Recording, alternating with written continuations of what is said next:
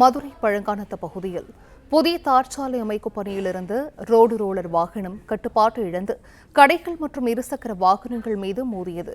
இதுகுறித்த முழு விவரங்களையும் செய்தியாளர் ராஜ்குமார் வழங்க கேட்கலாம். ராஜ்குமார், வணக்கம். இது தொடர்பான விவரங்கள். வணக்கம். மதுரை பழங்கநத்தம் பகுதியில் புதிய தார்சாலை அமைப்பதற்காக சென்ற ரோடு ரோலரானது திடீரென கடைகள் மீது மோதி விபத்துக்குள்ளானது. இதில் இருசக்கர வாகனங்களும் சேதமாகின.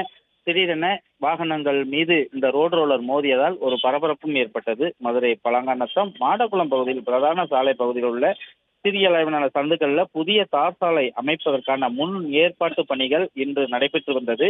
இந்த நிலையில இந்த சாலைகளில் மேடு பள்ளங்களை சீரமைக்கும் பணிக்காக ரோடு ரோலர் கொண்டு வந்து அதை சரிசமப்படுத்தி வந்தனர். திடீரென அந்த ரோடு ரோலரானது கட்டுப்பாட்டை இழந்து பழங்கநத்தம் பிரதான சாலையின் ஓரத்தில் இருந்த கடைகள் மீது திடீரென மோத தொடங்கியது. அங்கிருந்த பெயிண்ட் கடை மற்றும் அருகருகே இந்த கடைகள் மீது அந்த ரோடு ரோலரானது மோதி ஒரு வழியாக நின்றது. இதில் கடையின் முன்பாக நிறுத்தி வைக்கப்பட்டிருந்த 2 இருசக்கர வாகனம் அந்த ரோடு ரோலர் மோதியதில் நசுங்கியது. இது விவரங்களுக்கு நன்றி ராஜ்குமார்.